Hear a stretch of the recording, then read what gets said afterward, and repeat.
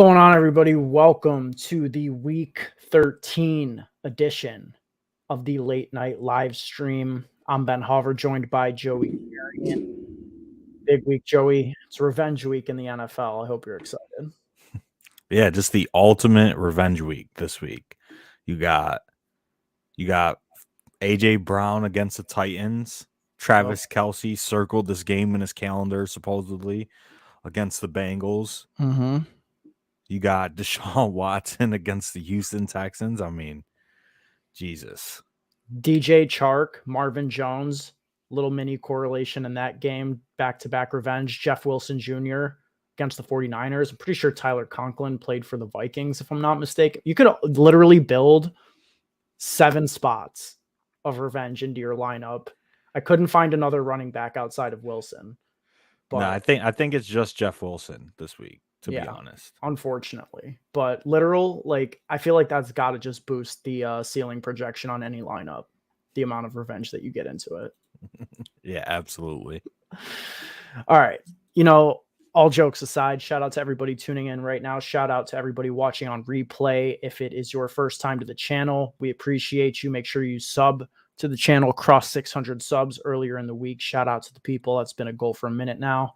Like the video as well if you're watching on replay, if you're watching live. We appreciate the support, Joey. A lot of stuff to talk about on this slate. We have some injuries that still are up in the air, even now. About 15 hours to lock. Still got some stuff that we have to sort through. But other than that, I think we have a pretty good grasp on this slate. And it's an interesting one. A lot of directions to go. A lot of late swappability with a loaded 4 p.m. slate this week. Excited to get into it. Absolutely. All right. Let's see here. Can we get the DraftKings screen loaded up?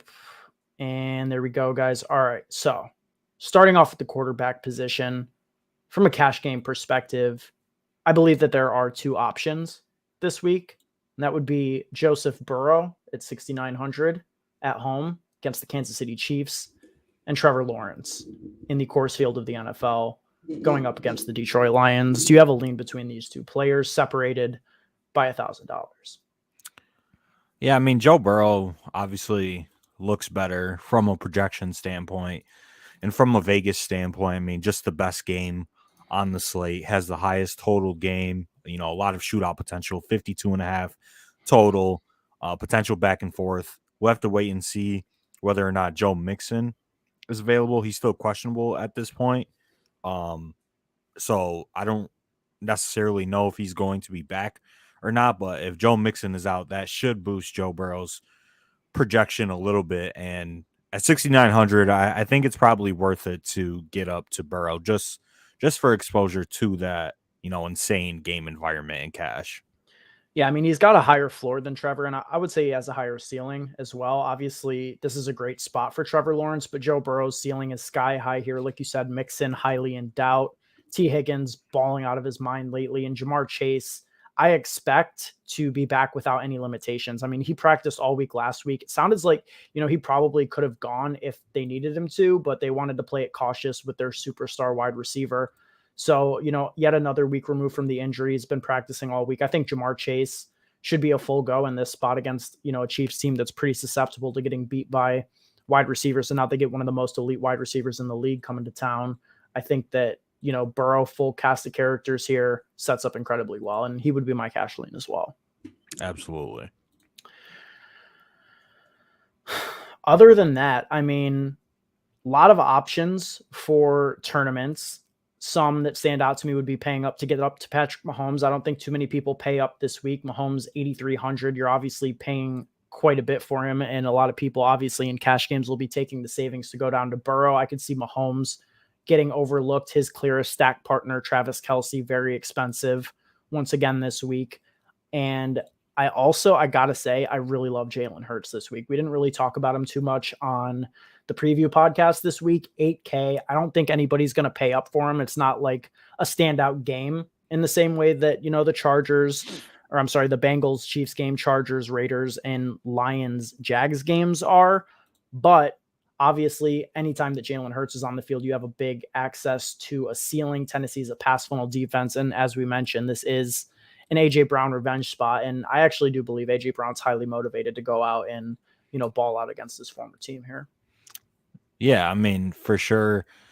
Definitely love A.J. Brown tomorrow. Jalen Hurts, I mean, he's one of the best fantasy quarterbacks in the league. I mean, how many quarterbacks have a 100-yard, rushing bonus upside in the NFL? He's a threat for the double bonus every single week. Obviously, the concern is the total here and whether or not the Titans have the ability to, push the Eagles into going into overdrive. But the Titans, nonetheless, are a pass funnel. And the way you beat them is obviously through the air. And you have an alpha and A.J. Brown who, I mean, he's 100% looking for revenge for how the Titans did him.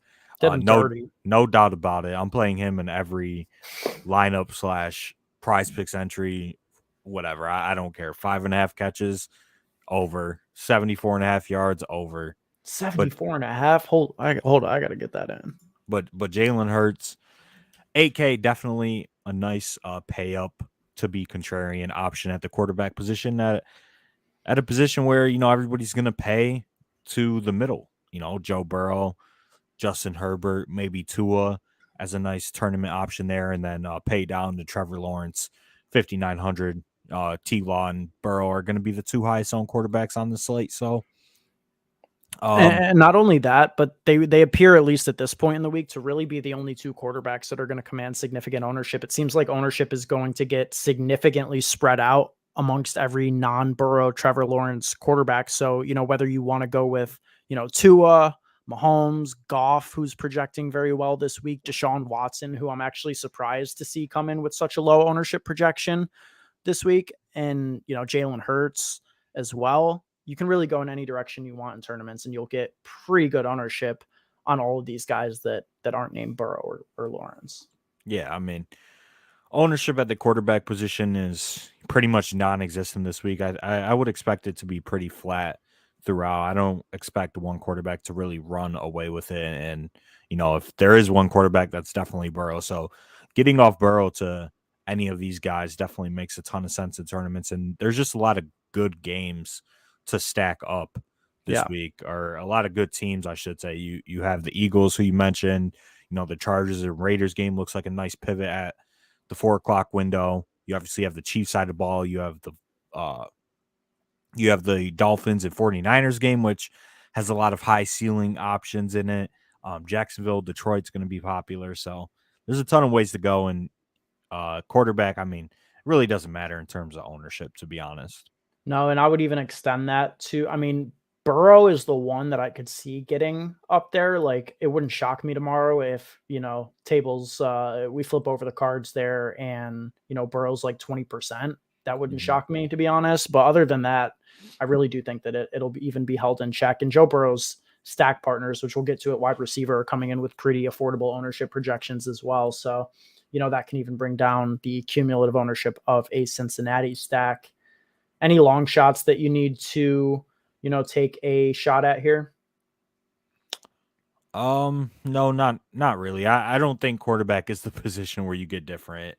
Jared asked a question. I've heard a lot of podcast DFS guys talk about projected ownership. Is there a way you guys know, or is it just a guess? We pay for ownership.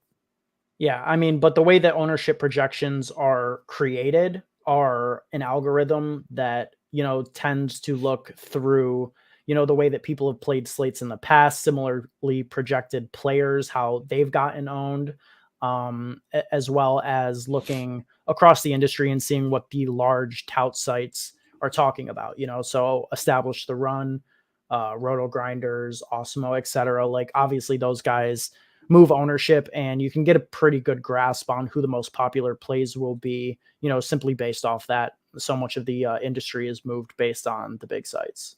Yeah. I mean, I think the sites just have a lot of, good process when it comes to projections and figuring out what the public is going to be on. And then a lot of it is based on price, game environments, recent game log history. A lot of that goes into projections. So, but the thing is Ben and I we've just been doing this for a while now, where we can Yeah. identify who's going to be chalk. Like when we record our podcast on Wednesdays, we don't have ownership projections. That's the crazy part. So if you listen, the link is in the description down below for our preview look, which drops every Thursday. But we record on Wednesdays and we have no information, and we're usually spot on Yeah. with who we think is going to be high owned, just because you could tell just off prices who's going to be chalk. So Yep. You look at the Vegas totals, you look at the prices, and the equation pretty much makes itself. Once you've been doing this for a long enough time, it really does become second nature, I would say. yeah, Running back here. yeah. I mean, running back is interesting because I don't think there's like any smash plays this week. I think there's running backs in good spots. Obviously, you have Nick Chubb against Houston, Austin Eckler against Las Vegas, Josh Jacobs in the same game against the Chargers, but they're all high priced, right? Mm-hmm. And there's a lot of players that we kind of want to play on this slate. And in my opinion, I don't think there's that much value. I don't think there's that much good value either. So it's going to be kind of tough to play multiple of these guys, but those are the three that stand out to me at the top. Kenneth Walker, kind of in that low or mid to high range, 7K. I think he's pretty solid with Aaron Donald out, and they're missing another interior D lineman. Just an absolute smash spot for Seattle going up against a John Wolford led Rams team with Stafford placed on IR. Then you have Travis Etienne, 6,400. He's projecting to be one of the highest owned running backs on the slate in a smash spot. The entire Jags offense is going to be chalk. So that's definitely a conversation that we need to have. Are you buying into the Jags? Travis Etienne, Trevor Lawrence, Christian Kirk, Zay Jones. Yeah. When we get to wide receiver, I mean, all of these guys are going to be owned. So how do you feel? How do you feel about ETN this week? Vape Nation, Lucas in the chat. Yeah, every day one puff closer to death. Travis Etienne, I actually like quite a bit this week. For cash games, I feel a lot better about him at this point in the week, having sort of solidified my stance that Burrow is the cash game quarterback. I would have been a little bit, I don't know, just not feeling super confident about playing Trevor and Etienne together. I don't think they correlate that well, despite the profile of Travis Etienne. He's not really a pass catching running back at this point in his career. Like he'll get a little bit, but it's not like he's a CMC archetype of guy, the way that we sort of projected him to be coming out of college. Mm-hmm. I think in a cash game team with Joe Burrow, Travis Etienne makes a ton of sense this week, because I think at wide receivers, we'll get to, the mid-range is so loaded that my priority is going to be getting several of those mid-range wide receivers in. I am buying in on the Jags offense, and I think Travis Etienne is probably a cash game piece this week. He's projecting very well.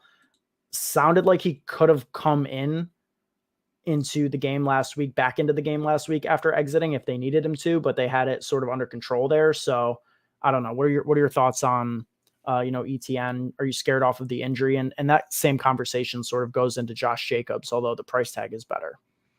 Yeah, I mean, Travis Etienne is in the nut spot this week.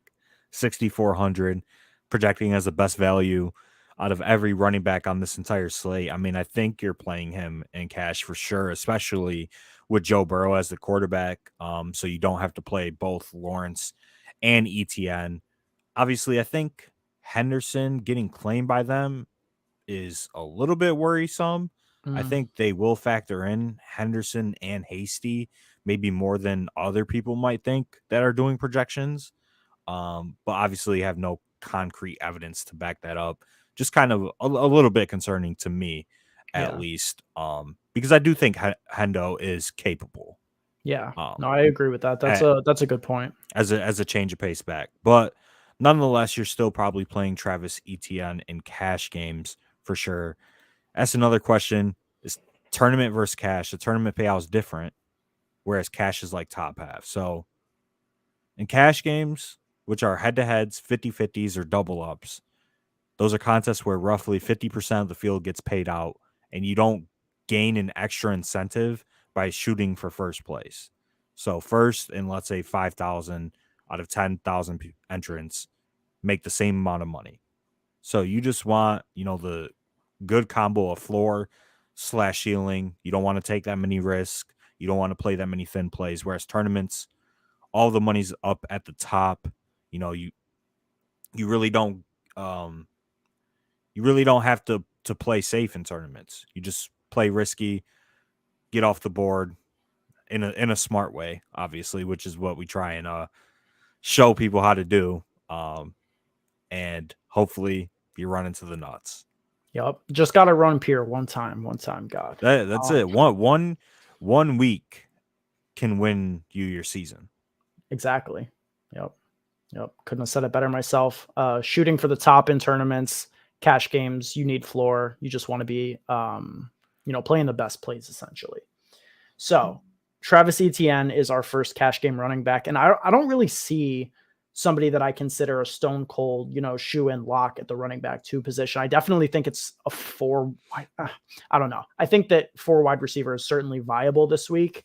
My early inclination this week was to play Josh Jacobs. He's been limited all week.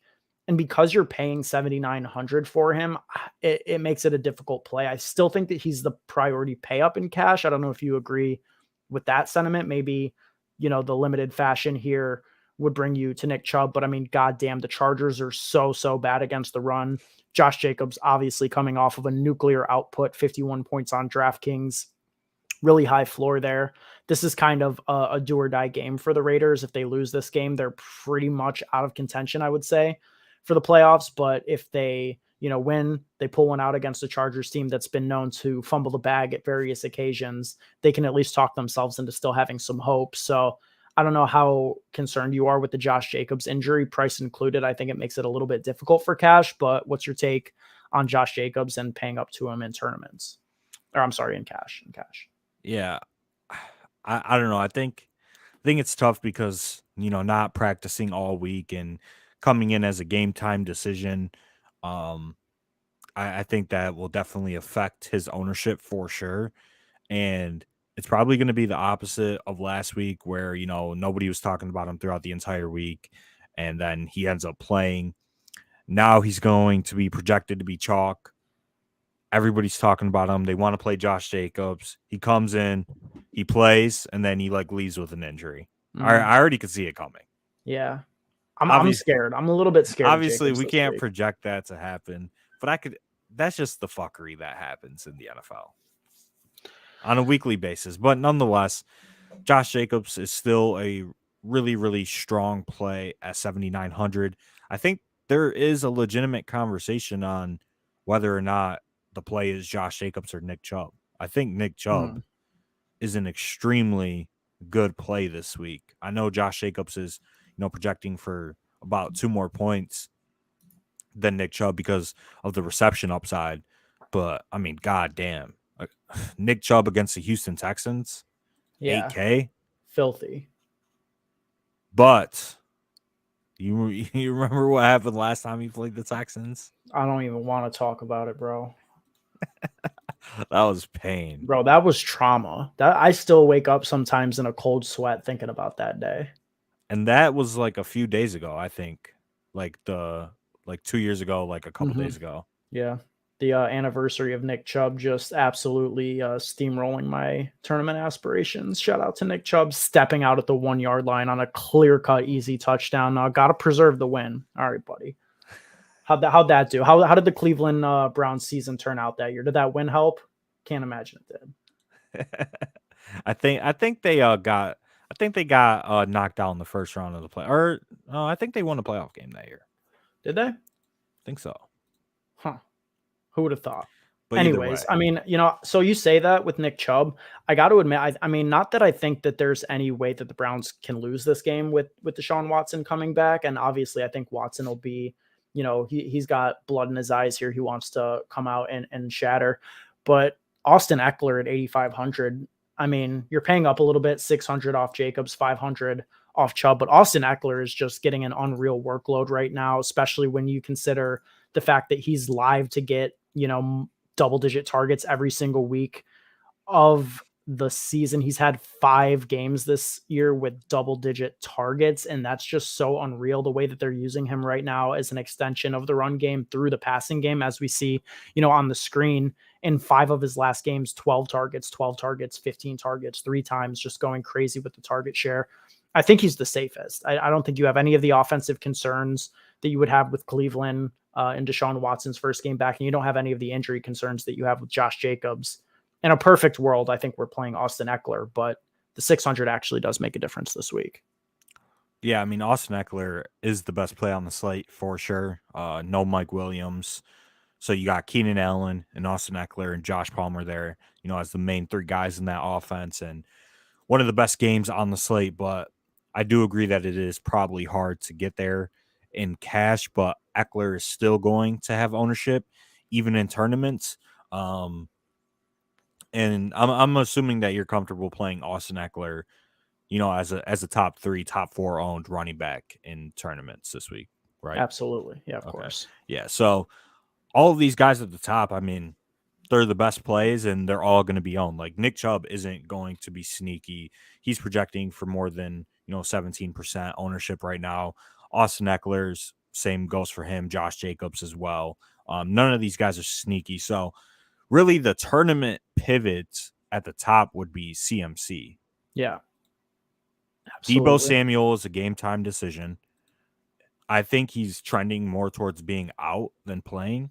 Agreed. CMC doesn't have an injury designation, so not really too concerned about his knee injury or whatever he was dealing with last week. But I think this game just has the chance to go absolutely nuclear with the players on both sides of the ball. And there's just a ton of players that can speed up the pace of this game. And CMC, I think, just has the opportunity with no Elijah Mitchell there now. I mean, Jordan Mason, scrub. TDP has been a healthy scratch. I think this is CMC's backfield, 100%. And he obviously gets used like a receiver as well. The touchdown upside is extremely high. And it looks like right now nobody's going to play him as he's projecting to be less than 5% owned. I think this game is probably the best tournament game on the slate, especially if you are paying attention as the games, are kicking off and you're, making late swap decisions. This game is not going to carry ownership. And I think that pivoting to it off of, the KC game makes a ton of sense late. Same thing goes with chalky pieces in the Chargers game, especially in lineups where you have Austin Eckler or Josh Jacobs, who are going to have a lot more ownership. It makes sense to be able to get up to CMC as a contrarian late swap pivot in a game that really does have 2 offenses that can turn things up. The combination of no Elijah Mitchell and Deebo Samuel being on the very, very questionable side of questionable makes him extremely good at 8,600. I'm definitely going to have exposure to this game as a contrarian game stack and to CMC as a contrarian pay up option at running back. In terms of value at the running back position, well, Samaje Perine may end up getting steamed. Joe Mixon is, probably the piece to the slate that's going to make the biggest difference. Has failed to clear the concussion protocol, which was surprising.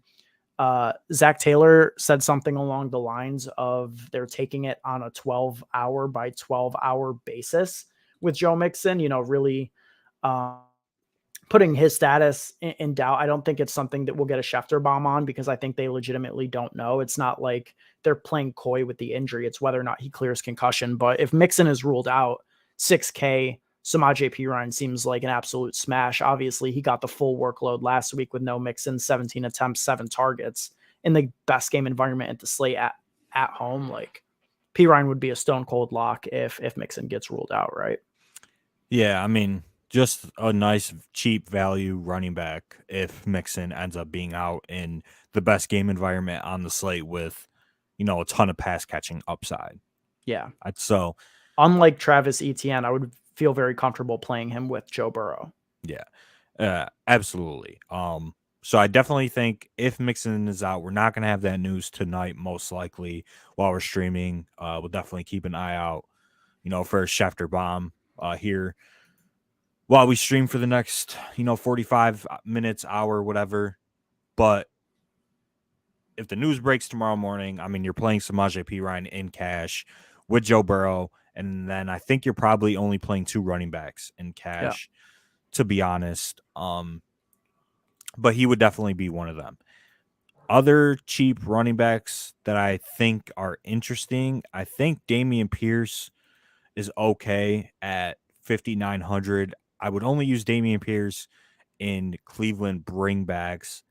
I know it doesn't make a ton of sense, but I think that Damian Pierce is really the only Texans player that has a ceiling, Mm-hmm.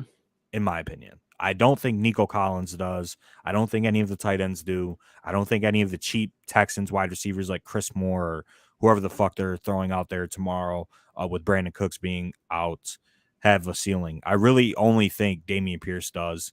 So if I'm playing Watson doubles or Watson single stack and I want to bring back, which I don't think you have to bring it back either, the bring back would be Damian Pierce for me. Yep. No, I totally agree with that. Doesn't hurt that Cleveland is one of the most significant run funnels in the league. Matchup is great for Damian Pierce. It's just going to be a question of, how efficient the Browns are how efficient the Browns are on offense if they are, blowing the doors off Houston the same way that Miami did last week and it scripts Pierce out. That would be his downside case there. And that's very likely, honestly. Like that could totally happen. But in tournaments, I'm willing to embrace the variance there. Yeah. Nico most definitely does. I mean, does he? What's Nico Collins like highest scoring, game ever? Like 15 points, if that. I mean, has he hit 20 plus? I don't think so. I don't know. I mean, I could look at his game log. I mean, yeah, he has a 15.9 game this year. I mean, the way you beat Cleveland is on the ground.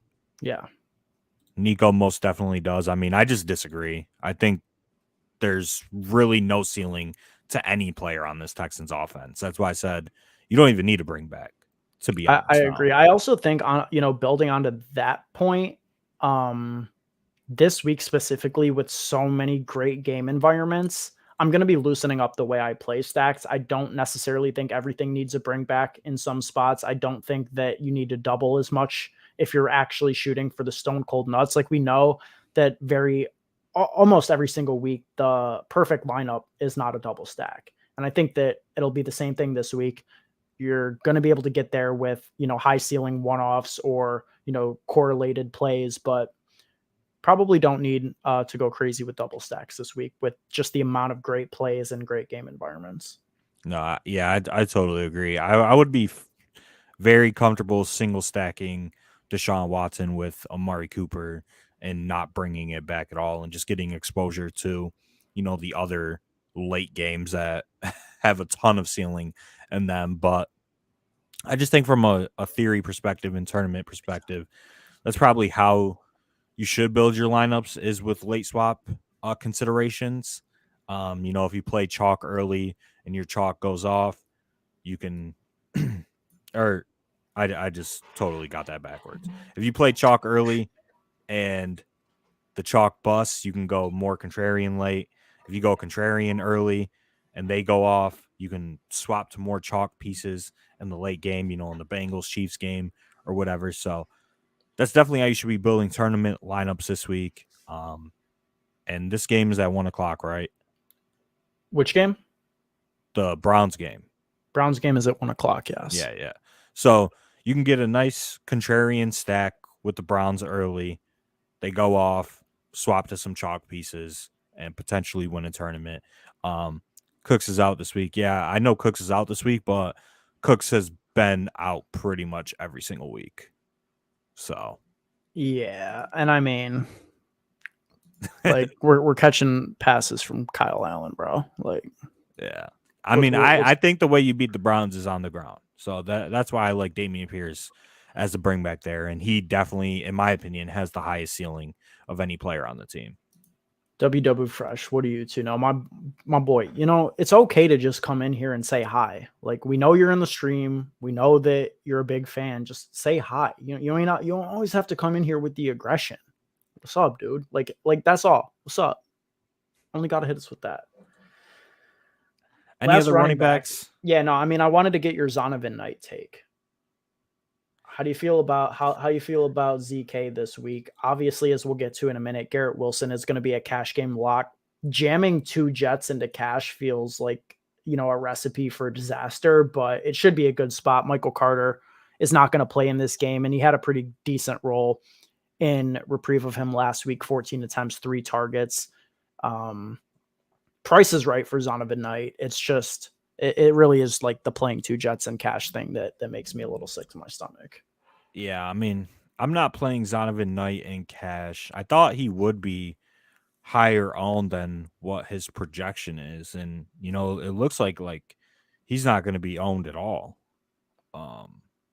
Unless or no, he's going to have decent ownership around 10%. So he's not going to be played at all in cash, but in tournaments at 10%, I don't know. I think I would still fade.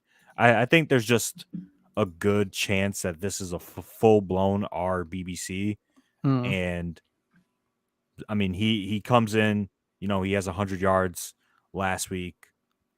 Shout out to him. I don't think he's doing it again. And I think the way you beat the Vikings is through the air. No, I totally agree with that. They are definitely weak on the back end. Not too many other plays that I'm super interested in. I mean, I think that David Montgomery is quietly a good play. Justin Fields' status still remains up in the air, but I mean, David Montgomery had a pretty good role last week, 14 attempts, 4 targets. Had his second best game of the season, playing the Packers early in the year. Now he gets a home matchup against them again. Packers weak in the run stuffing department. Do you feel any interest towards David Montgomery in cash games? I mean, in cash, nah. No?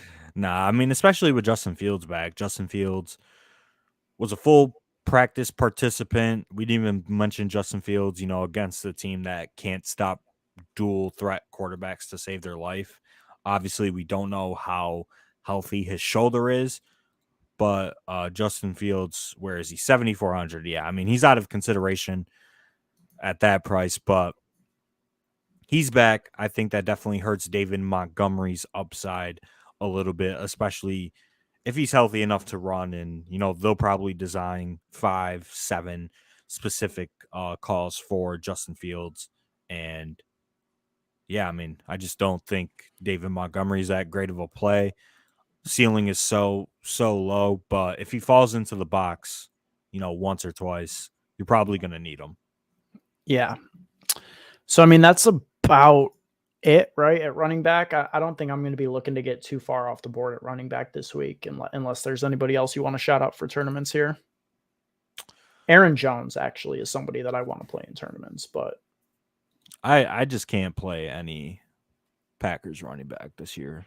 Yeah. No, it's tough. It's certainly tough, but Jones has the ceiling, and it's a great spot. Yeah, no, for sure. I mean, just when you compare him to like some of the running backs above him, I mean, like Josh Jacobs 1,000 more. Like Aaron Jones just doesn't have the workload to hit a 50 ball like Josh Jacobs. Yeah. It just sucks because he's obviously ceding like 13 touches a week to AJ Dillon, and that overall just limits his ceiling. And at 6,900, what do you need? Like 30, and you'd probably be good. I mean, 30 and you're lit with Aaron Jones. I mean, he's only got 130 plus point game this season, but he's got 20 over 26 and 3. Like it's a great matchup for him. If I'm not mistaken, his 35 point game, it was against Chicago for whatever that's worth. 132 and 1, 3 for 38 and 1. Yeah, so I mean, you just need him to score multiple touchdowns on an offense that just, hasn't scored a ton of touchdowns this year and hasn't been that great in the Green Bay Packers. But who knows? Maybe David Montgomery and Aaron Jones are the running backs that you need. I mean, both of their price tags are cheap. They're both in great spots, and they both have multiple touchdown upside. So I don't mind them for tournaments. I like that call. Do you have any interest in Jeff Wilson revenge game? I mean, I am undoubtedly running a full revenge team with everybody that we've mentioned in revenge spots. Well, see, you could run double Miami running back and Jeff Wilson and Raheem Mostert, because it's a revenge game for both of them. Double revenge in the same backfield. Yeah. That's got to break all the models when you input that. Yeah. Jeff Wilson, Raheem Mostert. Yeah, let's build this. Let's build this thing out. I mean, if you're not playing this lineup tomorrow, Yep. GG. I mean, Sharks all the way down here. Yep. Marvin is right above him too. Sharks 38. Marvin's 4 flat. Kelsey. Is there one more that we're forgetting? Tyler Conklin, double tight end. He was on the Vikings last year, right? Yeah. This lineup is already terrible. This lineup is loaded with revenge, dude. This thing is going to smash everything. They got revenge on their minds, bro. 100p. I mean, you could diversify here with like a defense and, a stack with Watson if you wanted to. Yeah. That's probably what I would do. I'd play like Amari Cooper or something. God. I'm definitely running that team tomorrow 100%. You got to run it for the bit equity. Bit equity is extreme. Yeah. All right. So wide receiver here. Yeah. Wide receiver. Garrett Wilson's going to be the most popular on the slate. Yeah. I mean, I said the way you beat the Vikings is through the air. Garrett Wilson is the alpha on the Jets, highest target share on the team in games where Zach Wilson hasn't started. I know you know the stat. What is it like? He's averaging over 20 fantasy points per game in the 4 games that Zach Wilson was not the quarterback of the New York Jets. Yep. Yeah. There you go. That just shows you how bad Zach Wilson is. Isn't that insane?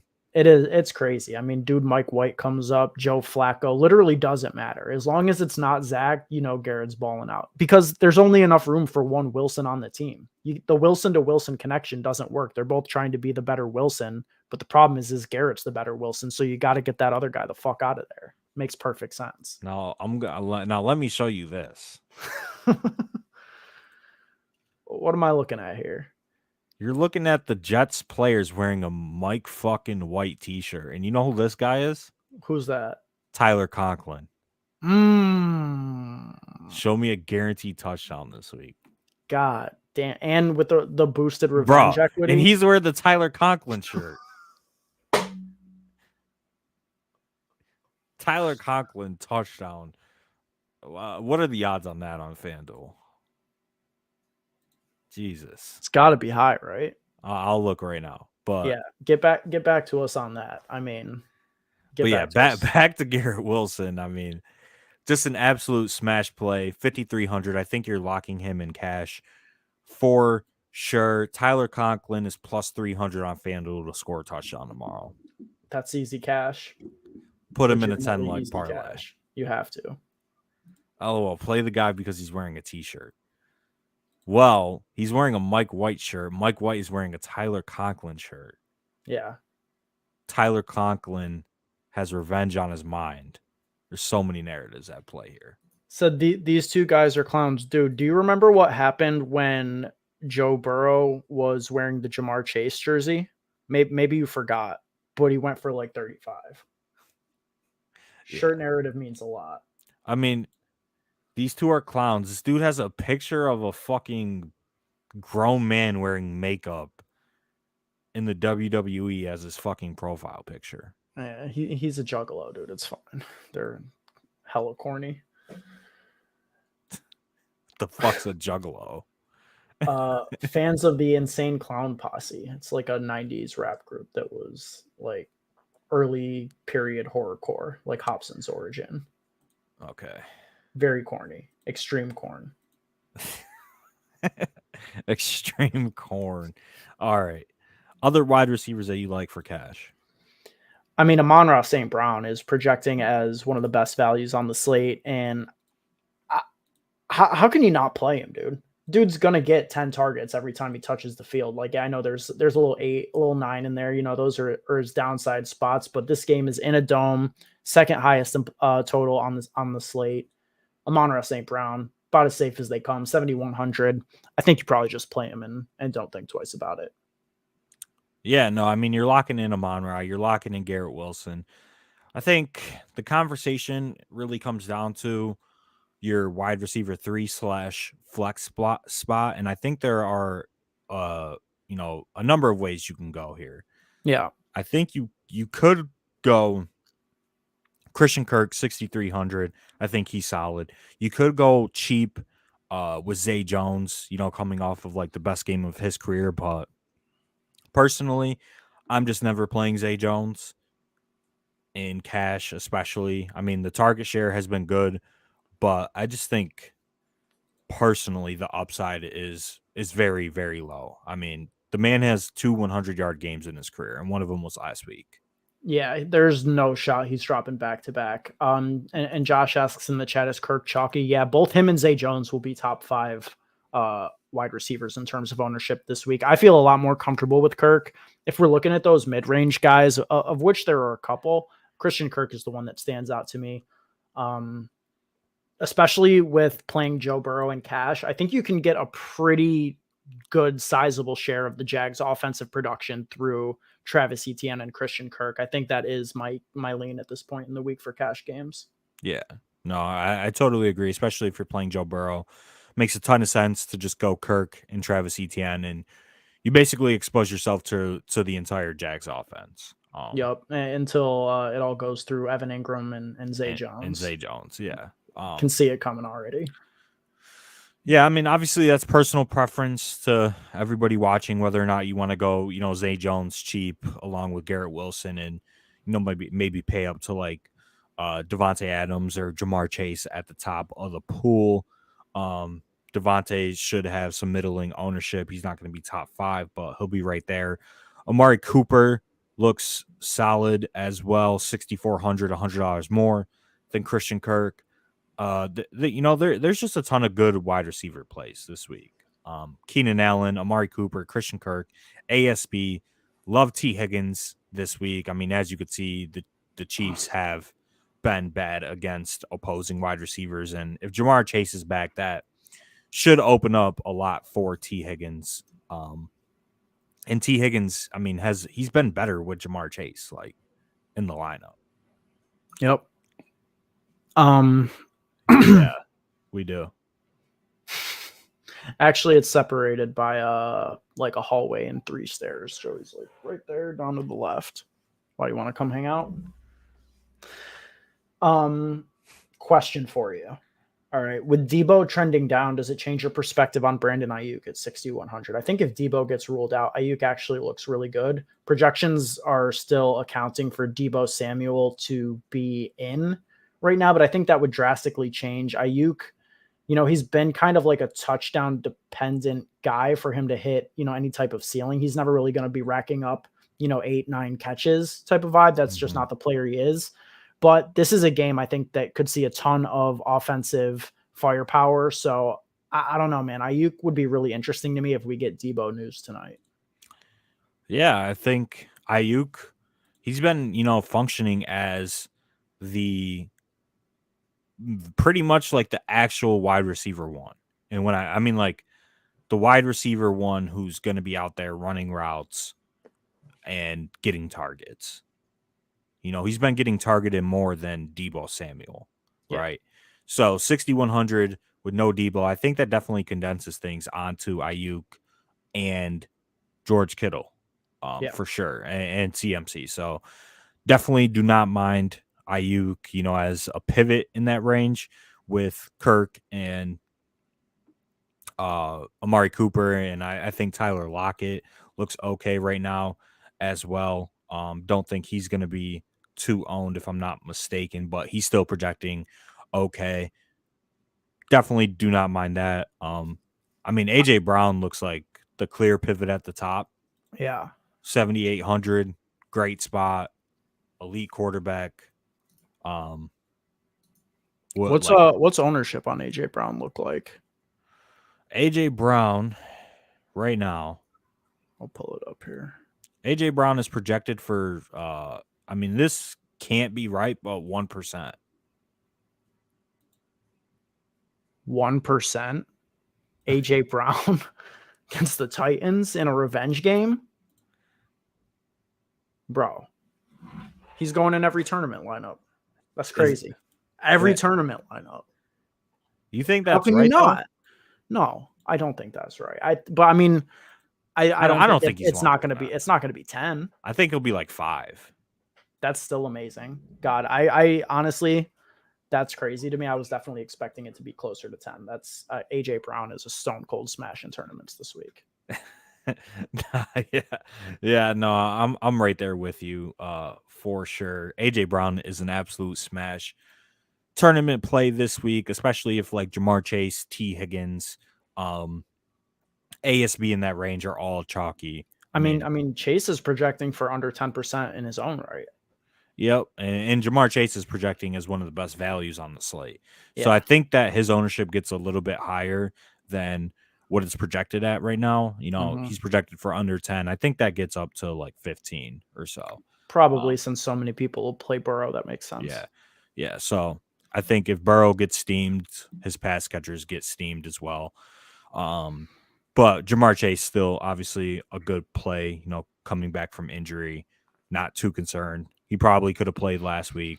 But yeah, now he's back. I was very interested in Debo at 6,600, just too cheap, but obviously it looks like he's trending downward. Do you have any interest in the Dolphins wide receivers? I think that's definitely a spot where not a ton of people are going to go, but I mean, Tyreek Hill, Jalen Waddle, two of the best ceilings on the slate, going to come in at, I think, relatively low ownership. Yeah, no, I think that they're both phenomenal plays this week. I think that game stacking that game is going to give you massive leverage on the field. I love both of those guys. I think that you can play Kittle, you could play Ayuk as a bring back, you could play CMC. I mean, obviously at that point you're getting really high up there in terms of salary, but I would be very comfortable single stacking Tua this week with like a Brandon Ayuk or George Kittle bring back, and I think that that makes a ton of sense and still allows you to play a lot of good plays in the lineup. And just, hammering on that late swappability thing, like it makes a lot of sense to build Burrow stuff with the potential to switch to Tua stuff. Like you could literally go double for double with that and it works out pretty well. Juju in the same price range as Ayuk. If you have Kelsey built in to your Burrow stuff, you can go down to Kittle and make some other swaps. There's just so much. And I think that that's going to be a really important part of building lineups is having, clear directions that you're comfortable going in terms of late swaps to that Miami San Francisco game. Yep, totally agree. I think the cheap option that I mean probably not going to get owned at all, but you mentioned Juju, he's projected for 2%. I mean Sky Moore is 3K, Yeah. I think. He is. And I don't know if you listened, but Travis Kelce and Jason Kelce have a podcast. Yeah. And they have Patrick Mahomes on. I listened to the entire podcast yesterday night. Great podcast. I think everybody should listen to it. Patrick Mahomes, he's actually a pretty funny dude. But nonetheless, dude was sucking off Sky Moore. Really? No cap. For real? Yeah. They gave him like, granted that was recorded like a week or two ago. And Sky Moore had a decent game, after whatever game they had just played. But yeah, they gave him like MVP for that week. And yeah, Mahomes is really in love with Sky Moore. I mean, he's had 6 targets in back-to-back games for 3,100. 6 targets from Patrick Mahomes in the game of the week sounds pretty goddamn good to me. Yeah, just wanted to let everybody know. I did listen to the podcast, and that's why we're talking about Travis Kelce revenge. They talked about that too, about losing to the Bengals in the AFC Championship game, and Travis Kelce said that like he was like so disappointed, and they obviously blew a lead, and he saw the schedule, circled this game on his calendar. I like that. And it's important to probably find value when you're stacking that game up. Kelsey, obviously expensive, as well as the Bengals receivers. So Sky Moore makes a ton of sense, I think, in tournaments as well. Man, I don't know. There's not too much else that stands out to me. I think Donovan Peoples-Jones is a phenomenal pivot off of Zay Jones for the same exact price. Obviously, you get the Watson boost. DPJ's been, pretty good all for this last stretch of games, and the quarterback improvement shouldn't do him any harm here. I think DPJ is a great pivot off of Zay Jones. and Garrett Wilson, in the same range. Yep. Pairs well with Deshaun Watson, obviously. Definitely don't mind that. So tournament winner at wide receiver. Mm. Gotta give one. We do it every week. I mean, I've been I on mean, fire personally. I think we can both agree who the tournament winner at wide receiver is going to I be mean, this it's week. definitely AJ Brown at the top. 100%. 100%. AJ Brown's going for 30. But obviously Jamar Chase looks really, really good as well. I'll give a couple cheap. I think Sky Moore is a good cheap tournament play this week, and I think David Bell as well. Mm. Speaking of cheap wide receivers, David Bell, third receiver for the Browns, behind Cooper and DPJ, 3,300. Has came into a higher snap share, higher target share over the last few weeks. Hasn't really materialized, but with Deshaun Watson back, I mean, all it takes is a touchdown. Yeah. 4 catches, 23 yards, put a touchdown on the board. He's at 14, 15 points. He's in the perfect lineup. Yeah, 3,300. Yeah, I agree with And that. I will say this right now. I am taking Watson over 1.5 passing touchdowns on Prize Picks for tomorrow. I actually put together a revenge Prize Picks entry. It's Deshaun Watson over 1.5 passing touchdowns, Travis Kelce over half a touchdown, receiving touchdown, DJ Chark over 40.5 receiving yards, and AJ Brown. I think you can go either way. It's 5.5 catches or 74.5 receiving yards. I mean, I think if he's getting 6 catches, he's probably getting the yards as well. But that's my 4-leg entry for tomorrow. Maybe include Tyler Conklin in there as well. Yeah, I'm sure he's probably at like 20 yards or some shit. Does Jamal Williams score 3 times tomorrow? Yeah, probably. That's all the fuck he does.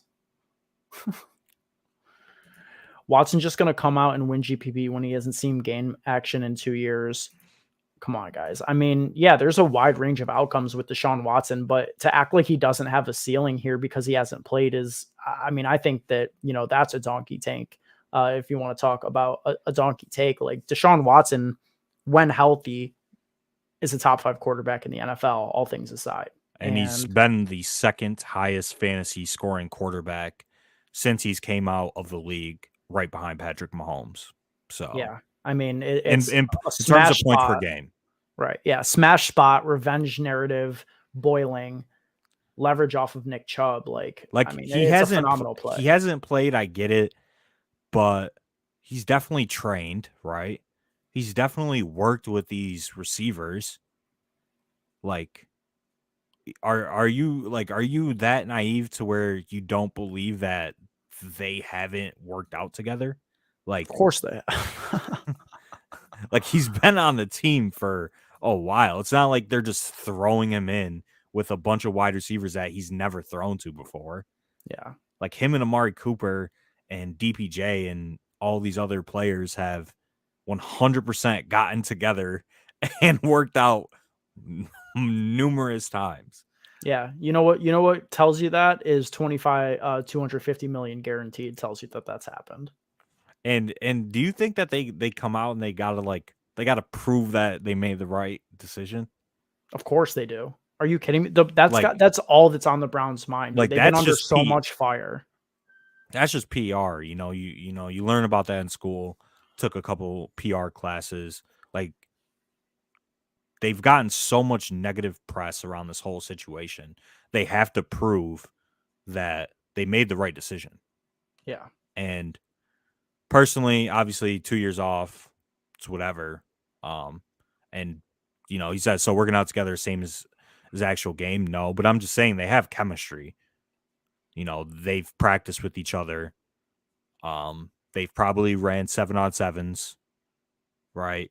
And they're facing a team that gave up 30 points in the first half last week. Let's not forget that. They're facing a dead team that Deshaun Watson actively hates with all of his heart. Like, I mean, there's definitely a ceiling there. And I agree, like to Buck's point, like, of course there's a reality where he comes out and he's rusty and, he's not banking somebody a tournament, but you're not playing tournament lineups with fear. I wouldn't play Deshaun Watson in cash this week. I think that Yeah, would be yeah. foolish. We're talking about tournaments where you're shooting for the very top and you're embracing variance.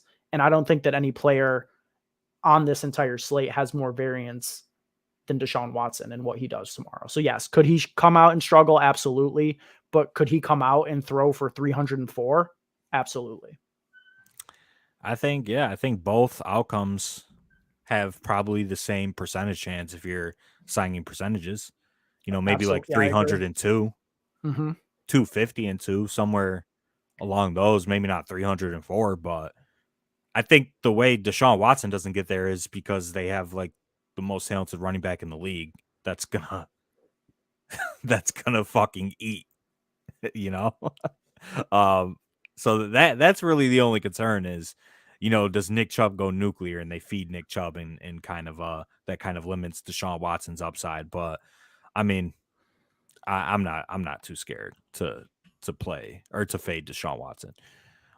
Buck, no point with these. They are never wrong. Know-it-alls. Yeah, man, definitely. I mean, check out the Monday podcast where we always admit to our mistakes heavily. Came out firing with my mistakes last week after fading Gino for Patrick Mahomes and cash. Huge L, and always happy to take my L's.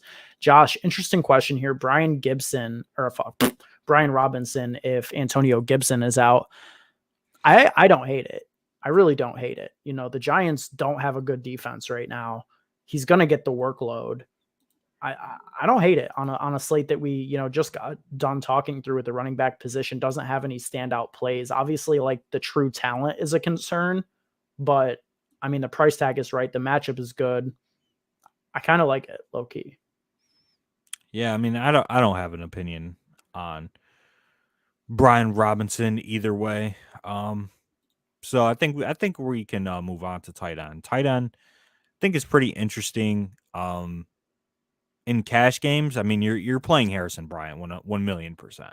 Yeah. This is your Browns exposure in cash. Um, David Njoku was ruled out. Harrison Bryant is going to come into, higher snap share, higher opportunity share. Deshaun Watson back, great spot, 2,700, pay down tight end, just fits all the criteria that we want in a cheap tight end. So there's no discussion for cash. You're playing Harrison Bryant 100%. It's a Yep. mistake if you don't. Couldn't agree more. In tournaments, I think you could definitely get away from Harrison Bryant, especially at the cheap end, because all of these guys are really just, you're just looking for touchdowns, right? Mm-hmm. In tournaments. So you want to play the guys that give you the highest touchdown upside, in my opinion, or the highest PPR upside. Obviously on a full PPR site. So who's your favorite tournament pivots at the tight end position in this low, mid 3K range? Definitely like Hayden Hurst this week. Once again, 3,500. I think he'll have some ownership. Obviously, going to be attached to the highest owned quarterback on the slate, but it does look like you're getting a fairly decent discount. He's outside of the top 5 in terms of projected ownership. So just off that alone, I think that he's a really strong play. Makes for a great double stack partner with Joe Burrow stuff. Get the tight end position taken care of with Burrow, and then one of the wide receivers, probably Jamar Chase, for me tomorrow. So I like that quite a bit. I also think, George Kittle is a phenomenal tournament play this week at 5K, especially if Debo's out. Yeah, I mean, 5K for George Kittle, upside extremely high. No Debo condenses the targets. Yeah, Kittle, definitely a great tournament play for sure, like without a doubt in my mind. Do you have any interest in Mark Andrews, Travis Kelce? Are you going to try and get up to them in tournaments? Kelsey for sure.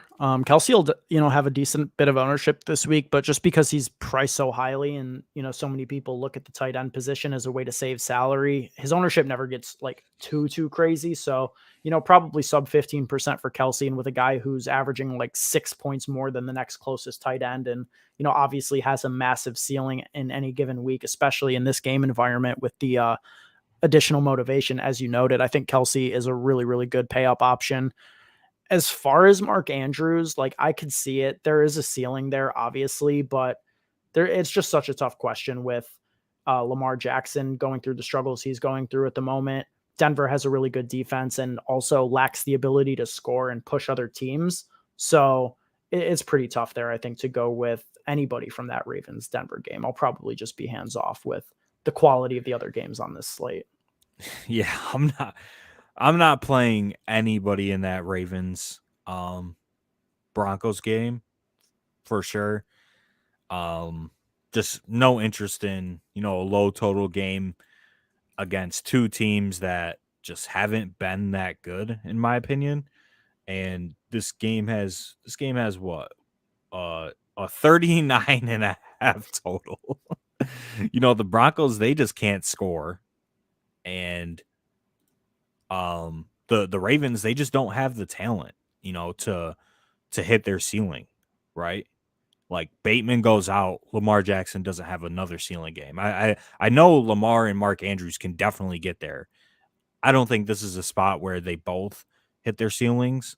But we could be wrong. I mean, Mark Andrews at 6,600, like very cheap for a player of Mark Andrews' caliber. And then when you compare Mark Andrews to, the 6,600 wide receivers, like I Yeah. think he's just as strong, on a weekly basis as some of the guys that are 60s, like 65, 6,600 at the wide receiver position. But I can't go there this week. Not with Kittle, not with some of the cheap options that we have. And, Hurst and Dulcich. Nobody's going to play Dulcich, even though he's been, very popular over the last few weeks. Same spot. I don't know. And Kelsey, I think Kelsey's a priority in tournaments. Yeah, no, I mean, I'll probably have a pretty consolidated tight end pool this week. I think it'll be Kelsey and Kittle at the high end and, probably like Hayden Hurst cheap, maybe a little bit of Harrison Bryant stuff in Watson stacks, but I'm not going to be getting too crazy. And I mean, Pat Fryermuth is projecting to be the highest owned tight end on the slate. That's going to be a no thank you for me at 4,300. I mean, the matchup is good, and he gets a ton of opportunity. I mean, he fucked us for sure. Yeah, I mean, that's really what it is for me. I mean, he's a fine play, but I had him at 44.5 yards. He was the best prize picks bet, from like a juice line perspective last week in that what Monday night game, Thursday night game, I don't even remember, but whatever game that was, I was all over Fryermuth and he absolutely sold me. So fuck Yeah. him and anybody who looks like him. Yeah, I mean, that shit just was never hitting. 100%. Yeah, I mean, to be fair, we did bet a tight end over from a guy catching passes from one of the worst quarterbacks in the league. So maybe that's on us. Fair enough. But he gets his lowest target game in 5 weeks. Mm-hmm. You two just go by Vegas totals. I mean, Vegas is the sharpest fucking syndicate out there. Never have your own takes, bro. All we have is our own takes. We've been touting the absolute shit out of the Miami San Francisco game. It's got a dropping total 45.5 outside the top 5 games. What is you talking about, Jeff? Bugging. All right, defense. Do you have any defense takes? No. No. I truly don't. I mean, I kind of like the Broncos, playing against Lamar Jackson this week. I mean, since we talked about that game, they have a really good defense, and Mark Andrews is the only pass catcher worth a damn on their team. I could see them putting in some work, but truly they're more of like a coverage defense, and they don't get too much in terms of like things that we're looking for, sacks and a team like the Ravens that aren't going to drop back a ton probably wouldn't go there. I don't know. Steelers look interesting at 2,600. I don't know. What are your takes here with defense? I mean, in terms of defense, I think people might go to the Jets at 2,600. I don't know. The Packers maybe at 3K look okay. Maybe the Titans just as a cheap defense to make everything work. Obviously, in cash games, it doesn't really matter because defense is really just variance. But in tournaments, I think paying up is okay. Maybe you play the 49ers at home against Miami. I don't think anybody's going to do that. Teron Armstead is out of this game. So that's definitely a blow on the left side of the line for the Dolphins. Nobody's going to play like the Falcons probably. So Falcons look good to me, honestly. That actually fit into one of my cash builds where I'm like, yeah, I got to come off this, but it did fit perfectly as the last spot in a cash team that I built earlier. And who knows? I don't know. Yeah. I mean, at home against Kenny Pickett, why not? Right? It's defense. Yeah, I don't mind Atlanta. So yeah, I mean defense obviously just in tournaments you play the lowest owned one. Yep. Ricky, thanks for joining late, bro. We appreciate you. Torian, same thing, my dude. Good to see you guys, regular viewers, the homies. So you saying low total games never go off. Tell me when the last time you saw a total of 39.5 points go off for 50 plus points. Yeah. I don't think it's happened one time this year. No. So shit doesn't happen. Our total's 100. No, they're obviously not 100% accurate, but I mean, Vegas isn't Vegas for no reason, dude. Use your own mind, Ben. Come on. I don't have one, dude. Don't be a slave to the Vegas totals that tell us how a game should be played out and how many touchdowns are, going to be scored. Don't do that. Don't use that. That's my bad. That's on me. I'll hold that. It's not like the best pros in the world aren't using totals and aren't factoring that into projections or anything. Yeah, it's not like every projection is based on. Yeah. It's a field game. It's a field game. It's an art. It's not a science. It's an art. All right. Tournament. You want to build a tournament lineup? I do. I would like to do that. Absolutely. I mean, you can plug them in. Just get them in there. We got to plug in AJ. I'm comfortable just one-offing AJ in this lineup. For quarterback, what route do you want to go? I'm comfortable eating the Burrow chalk if we make it contrarian enough around it. I mean, starting off with a 1% AJ Brown is a good start to doing so. I mean, how do you feel about going like two high-priced wide receivers? It's going to be so contrarian. Nobody's going to play a build like that. I think you can definitely get Burrow to Brown to Chase, maybe double it with Hayden Hurst for cheap. I think that makes a lot of sense if we can make it work. Sky Moore in play as a bring back. Would you rather go Chase or T. Higgins?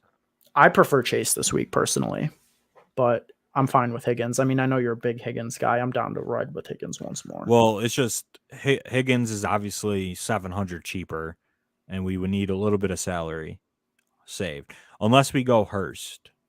Yeah, I'm fine with going Hurst because Hurst isn't going to be owned. Yeah, so like I would say that we go like Chase Hurst with like Sky Moore as a bring back, and then we still have a ton of salary. Or not. I mean, we're 100% going. We got to go Kelsey. Oh, we got to go Kelsey here. So I think we just single stack with Higgins. Then we got to make it happen. I mean, Sky Moore. Right? Yeah, is that too much? I mean, I guess it's not too much because of his price that you can play two Chiefs without Mahomes for sure. Yeah. We could plug in a cheap D. I think Steelers is good. I think. I mean, how cheap are we looking? I think Giants are okay this week. Jets. I don't know. Jets are a really good defense going up against Kirk Cousins. We need a good leverage defense. Leverage?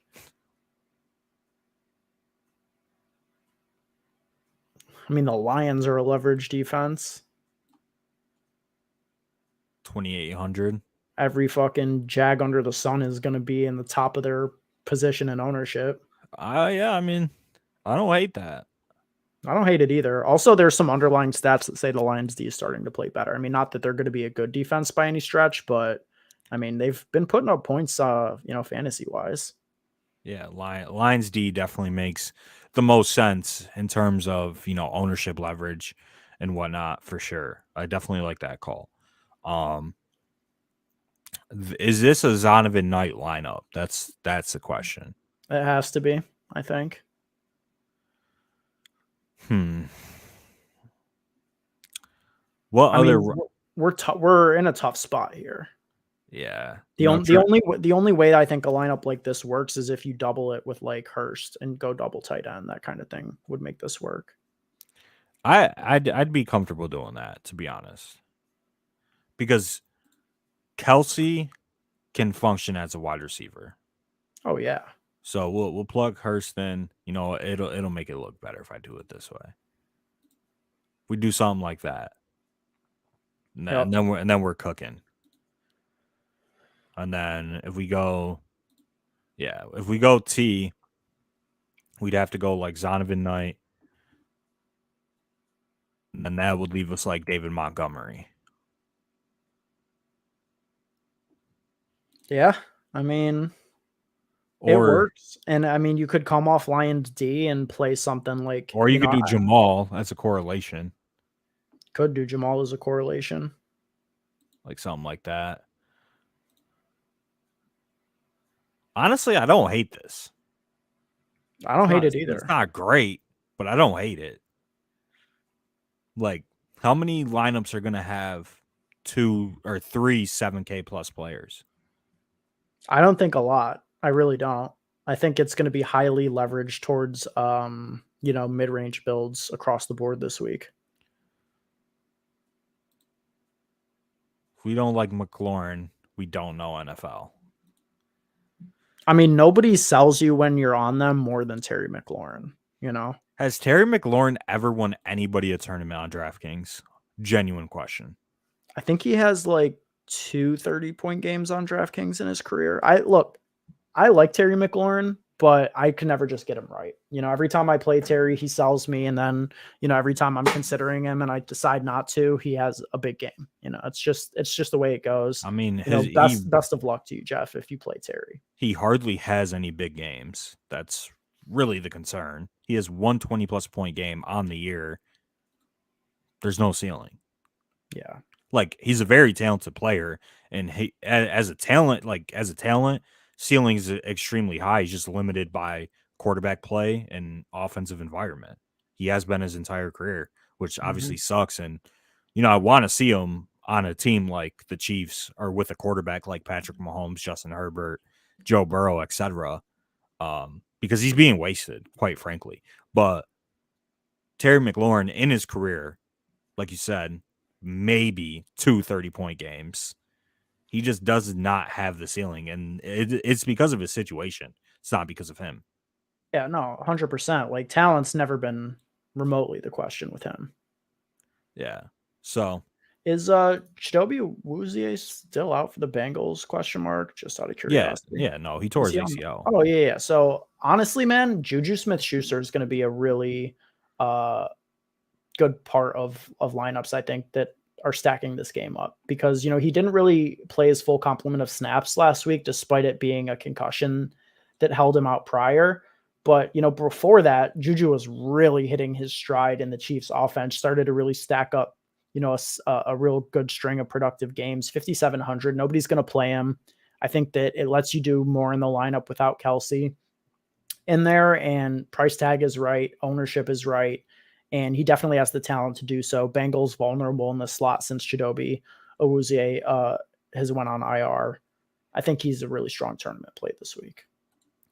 I mean, there's a ton of plays in this game that aren't going to be super chalky. I don't really think anybody in this game is going to be, stone chalk in this game.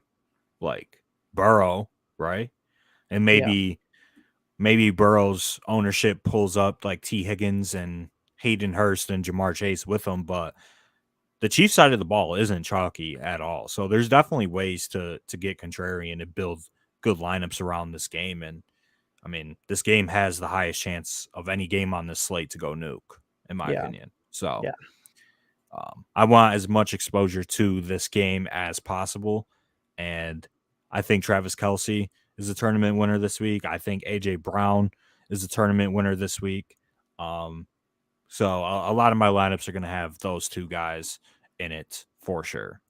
Yeah, and we talk week in and week out about how, lineup construction is one of the biggest ways to get leverage on the field. And we see it all the time where, the winning lineups are the ones that have a different build, salary wise and salary allocation wise than do like the popular cash teams. And I think having two high priced wide receivers like Brown Higgins or Brown Chase is going to be so contrarian. I don't think anybody's going to play that. I love it. Absolutely love it this week. Torian in the chat asks, top 2 to 3 game stack teams of the week. Yeah, I mean, definitely the Bengals. Bengals Chiefs game for sure is on there. And we're both pretty high on this Miami San Francisco game as a late swap game. Getting off of Bengals chalk to Miami stuff makes a ton of sense. Debo on the wrong side of questionable is going to consolidate targets potentially for San Francisco, making Ayuk and Kittle standout plays. And obviously we know what the ceiling is with the Dolphins offense every single week. So those are kind of my leans right now. And I definitely want to get a ton of AJ Brown. I mean, that's our take this week is AJ Brown. I'll have some Jalen Hurts to pair with that. No doubt. Yeah, no, AJ Brown, nuclear game incoming. Forgot who I said on the pod is mine. Early in the week. I know David Bell was one of them. I'm in on David Bell for sure at 3,300 as a cheap piece. Sky Moore at 3,100. I'm in on that as well for sure. Double stacking the Bears cheap and stacking the rest. It's going to be contrarian. Yeah, it is. It is for sure.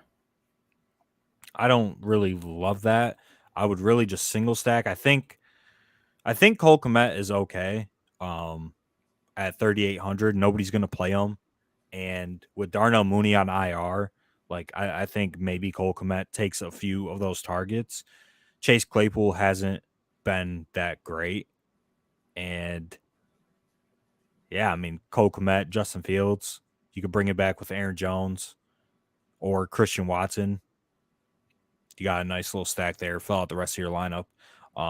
Just have concerns whether or not, those are the pieces that you need on a slate with a ton of good options. Yeah, no doubt about it. That's definitely the concern there, but it does make sense to me. Sky Moore on a team with 5 wide receivers. Yeah, but he's got 6 targets in back-to-back games. He's 3,100 catching passes from Patrick Mahomes in a game with a 52 total. I know you don't care about totals, Jeff, but for what it's worth. Good game environment. Let me say it like that. It's a good game environment, total not included. McCole Hardman out. Yep. Juju MVS Smith-Schuster trash. working his way back. Yep. Patrick Mahomes talked up. Sky Moore on the Travis Kelce podcast, which they dropped the episode on Wednesday. Like I said, everybody should go listen to that. Great podcast for sure. But it's all price relative. He's 3,100. That's all I care about. Everything on DraftKings is price relative.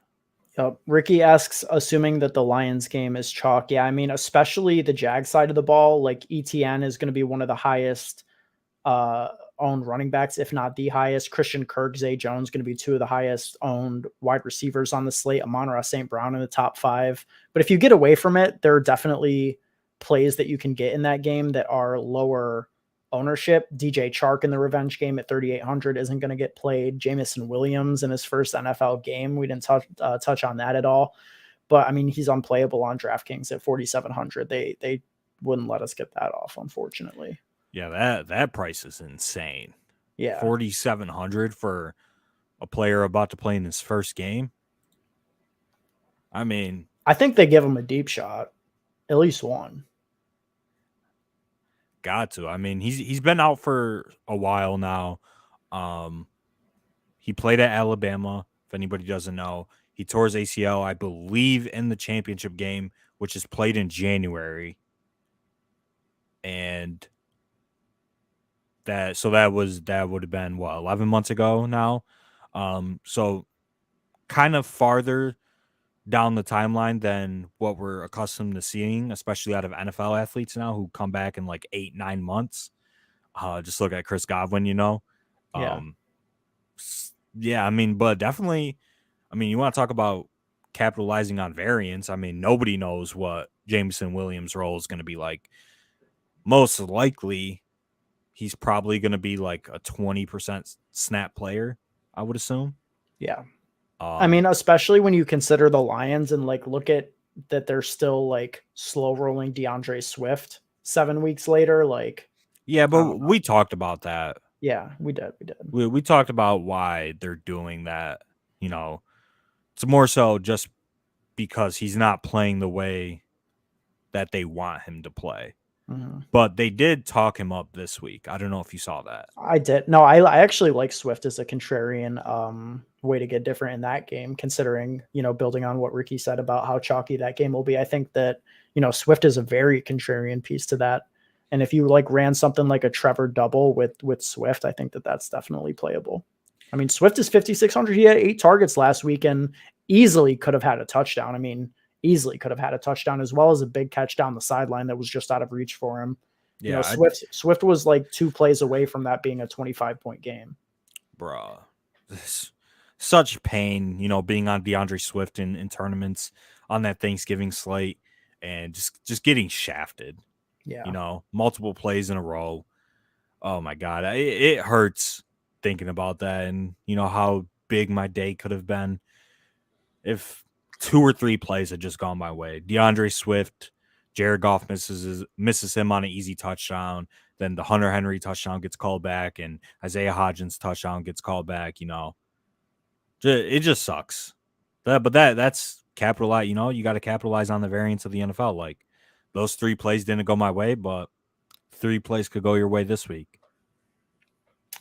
Eckler, Jacobs, the cash running backs. I think that they're both cash viable. I think you could play them. I personally am on a build that is sort of shying away from the higher end running backs because the value at wide receiver is so good. I definitely think that Travis Etienne is somebody that you're locking into cash, and And there's then a it variety depends of on ways you Joe could go. Mixon news. Yep, Joe Mixon is going to definitely impact this slate as to whether or not we get Samaje Perine at 6K. Yeah, because if Joe Mixon is ruled out, I mean, these are your 2 running backs that you're locking in immediately for cash, right? And then you're locking in ASB and Garrett Wilson and Harrison Bryant at tight end. Let's just build this out. This is the cash game team and Joe Burrow. I mean, this is where everybody's lineups are going to start, in my opinion. Yeah. If Joe Mixon is out. Even if Joe Mixon is not out, this is where everybody's lineups are going to start. And then I think we'll see some 2v2s, some 3v3s. And personally, I don't even have a lean on which way I'm gonna make my lineup. Yeah, no, this is definitely. I mean, the thing is you can't right now because the Mixon thing is so impactful. We could close it out on this note. I think we pretty much touched on everything, but how are you planning to handle the Mixon stuff if we don't get it? Like, will you just go another direction, or will you try and build something in that makes like late swap possible? Yeah, I mean, interesting question because I think if we don't get the Mixon news before 1 o'clock, which there's a good chance that we might not. There's a good chance that we might not get it because that game is at 4 o'clock. You're probably playing like Jacobs or Eckler, Yeah. right? And are you swapping off that to Samaje Perine? Come 4 o'clock? Probably not. So I don't know if I'm building in that news unless we get it early enough. But it's definitely a tough decision. But it definitely would be a good swap to make in tournaments if we don't get it because nobody's swapping on DraftKings, right? Everybody's just locking their lineups in and whatever happens. Mm-hmm. So if we don't get the Joe Mixon news prior to 1 p.m., Samaje Perine, if Joe Mixon is out, is going to come in under own. Without a doubt. I mean, I think that there are a couple running backs that you could settle for if Perine was out. Like, Jeff Wilson Jr. is $100 more. Pacheco is 300 less. Kenneth Walker is 1,000 more. Like, there are options that are viable for you in that same price range. Just obviously none of them are as good as what Perine would give you if Mixon were to be ruled out. Yeah, absolutely. So I think talk me off Nick Chubb. I mean, can't do No, that. no. Can't Nick do Chubb that. is an absolute smash. How many snaps did Samaje P. Ryan play last week? He played 80%. Word. Yeah, so I mean, definitely some impactful news that we just don't have, which sucks. I mean, he didn't did he practice at all this week? Hang on, I just had the Bengals report up. I can look that up right now. Joe Mixon limited practice in all 3 days, but it's not about that. It's just a concussion protocol, which he failed on Friday. So Yeah. Honestly, I think he's probably out. I think that he's probably out too, but it's tough because the concussion protocol you can't clear day of. So Yeah. Yeah, no, I mean, hopefully maybe we'll get this news tomorrow morning for sure. Yeah, shout out to Ben for blocking that dude. Just some weirdos, bro. a lot of weirdos today. Like I get the trolling or whatever, but what is being like white? Like you don't have to mention that in every message. Just so weird.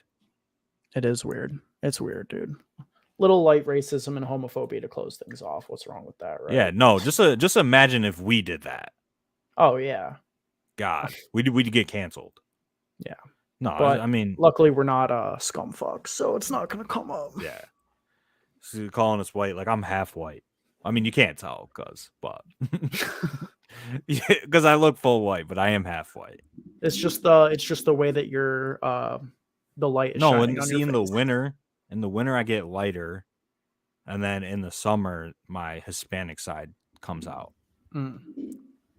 But anybody with a brain can just see my last name, and yeah. But I mean, just weirdo, just absolute weirdo behavior. But nonetheless, um, Justin Fields, don't mind him coming back. Like that long shot, 7,400. Nobody's going to play him. Deshaun Watson, locking him in. David Bell, Sky Moore, my 2 long shot wide receiver plays in tournaments, and AJ Brown and Travis Kelce, tournament winners tomorrow. I like that. I also want to shout out. I just have a feeling about Brandon Ayuk tomorrow. I don't know Brandon why. Ayuk. I think he's going to be the guy in that mid range. Everyone will play Kirk. Lockett will have some ownership. ASB, he's 1,000 more. Everyone will play him. But I think it's Ayuk. I like that. Anything else we need to close out here before we finish this up? Start building some lineups. I mean, I think we pretty much covered just about everything. I mean, everybody knows who we're on for tournaments, and we've been hot. So We have been, and I think that we stay hot tomorrow. we've been super hot in tournaments. I mean, if you're listening to the pods or the streams, I mean, we've had some great calls over the last few weeks. Players who have been in the Millie Maker winner, like the largest of lottos. Oh. I mean, you kind of missed out on DK Metcalf. I mean, DK had 20 points last week. He just didn't score a touchdown. Yeah, Which that was sucks. my But son, man. DK had So DK was your call last week. He went 11 catches on 15 targets for 90 yards. He didn't score a touchdown or get the 100-yard bonus. Just feels bad. And then I said T. Higgins once again, and T. Higgins was the top 3 player or top 3 scorer at wide receiver. Yeah, and if you don't think that AJ Brown is going to be in the Millie Maker tomorrow, you got another thing coming. Oh, I'm betting every AJ Brown prop imaginable. Yeah, I mean, low key, if AJ Brown snaps, this might be the last stream because I'm selling the computer, so it's all I'll have left. Oh God! All right, guys. Yeah, there you go, Matt. Hey, Matt. I mean, you gotta have some AJ Brown exposure just for the revenge. Like, he legitimately despises Tennessee for trading him on draft night. Yep. And he was sick last week. Apparently, he got Chipotle, and he was puking so hard that he popped a blood vessel in his eye. Did you hear about that? I did not hear about that. Yeah. So I don't know if he watched the game or whatever, but like you could see, and I saw, I'm like, why is his eye so red? Like, does he have pink eye or something? Like, what the fuck is going on? But yeah, so he got food poisoning from Chipotle, and apparently popped a blood vessel in his eye because he was throwing up. That's why you go to Moe's over Chipotle. I mean, okay, that's an egregious take. You even know that's I'm just playing, but I do fuck with the queso heavy. Chipotle has better queso. It does, but they give it out to you like it's like gold straight from the mines of Africa, bro. They're literally they will not give you like the giant jug that Moe's will give you. Yeah, no, that's true. All right, we're getting a little off topic here. I got lineups to build, so shout out to everybody who tuned in tonight. We'll be back, of course, next Saturday, same time, same place. Vibes always going to be immaculate. If you're still watching on replay, shout out to you. You're the real MVP. Like the video, sub to the channel. And until next time, let's have a great week 13, lot of revenge. And I'm coming to avenge all the money I've lost this season. Let's fucking bang it in tomorrow.